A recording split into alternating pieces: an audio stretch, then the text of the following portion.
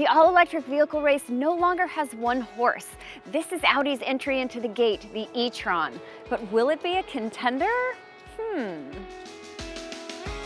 This is Audi's first all-electric vehicle that squeezes between the compact Q5 and the mid-size 3-row Q7. The e-Tron's 2-row 5-passenger capacity pits it against the likes of the Tesla Model X, Jaguar I-Pace, and Mercedes-Benz EQC. While the e-Tron has a futuristic name, in the looks department, it's classic Audi. It has these beautiful lines in the sheet metal, gorgeous details in places like the headlamps and the grille. You know, it looks like a normal SUV, it's just full of tech. What a concept. It's got great passenger and cargo space, and the interior is all luxe. 2 killer screens and tech galore, both of the entertainment and safety kind, and Audi's world-class digital cockpit. The e-Tron's 2 electric motors, one driving the front wheels, the other the rear, is a pretty sophisticated 95-kilowatt lithium-ion battery that's been engineered for both repeatable high-speed charging and precise cooling. Combined, those motors make good power numbers. Range is claimed at 204 miles.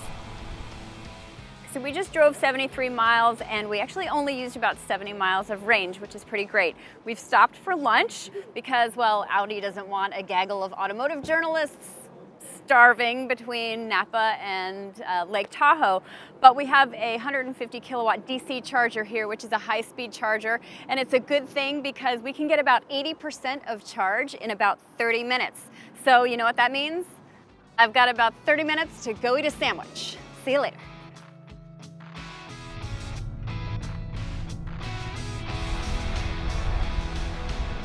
The e-Tron comes standard with a 9.6 kilowatt charger, which can be installed through Amazon services. Now, with that home charger, you get a full charge in about 9 hours, so sleep tight. With a 110-volt level 1 charger, however, that's more like 80 hours. That's right, 80. I had to fact-check that twice. Good thing the network of fast charging stations is growing faster than that hair in your ears. And if you don't make it to a charger, Audi's roadside assistance includes 10 free tows to the nearest charger. So how does it drive? Listen, the first thing I'll say is I like the instant torque acceleration. It's good even for an SUV that's this heavy. The battery pack itself weighs 1,500 pounds. Now, it's just like a regular Audi SUV in that it has different drive modes, like off-road and dynamic. With that dynamic, it has something called boost mode. Put it in dynamic, put it in sport, and hit the accelerator all the way down to the floor, and you get 8 seconds of very, very quick Audi. About 402 horsepower and 0 to 60 in about 5.5 seconds. Now, it's not Tesla fast, but it'll get you on the highway. So what it gives up in whiplash potential, it gains in drivability. It's whisper quiet in this cabin. The ride is smooth, it's mannered, it's an Audi. The e-Tron has an air suspension that comes standard and, adjusted by the Drive Select, can raise the car 2 inches or lower it by 1 inch. It's not intended to be a sporty SUV, so there's no stiff sport mode damping. The ride, though, is extremely comfortable. Totally Audi appropriate. Like all EVs, it does have regenerative brakes. Now it has 2 modes, automatic and manual. When you're just in automatic, it actually feels like pretty normal brakes, but you can adjust it either with the paddle shifters manually, or you can go into the MMI system and do it so it's not temporary. But when you get into that like heavy regen mode, it really feels unnatural when you pull off the throttle. But if you are looking for better range and more of that sort of regenerative power, then it may be a good mode to use. Now, it is an Audi, so of course it has Quattro, but this isn't the standard Quattro, this is the electric Quattro. Which, yes, does sound like something your dad would have done at a disco in the 70s.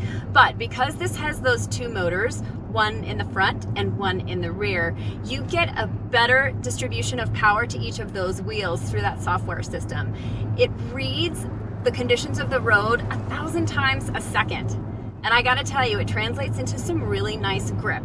I bet on snow and ice, it's pretty stellar. Hey Audi, how about we do that drive next? Something else that's super cool is that you can enter your destination in the MMI nav system, and the car will calculate your range taking into account elevation, temperature, and traffic so that you can get to the next charger.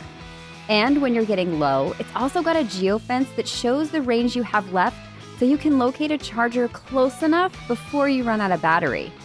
A friend of mine has that same software in his airplane. Very cool. The e-Tron has a range mode which will automatically shut off ancillary programs and systems like climate control in order for you to hang on to more of your range for longer. Let's talk about price. Base starts at $75,000, which, okay, it's an Audi. Now that's about $5,000 more than the Jaguar I-Pace, but about $6,000 less than the Tesla Model X. So right in the middle, about where you would expect it.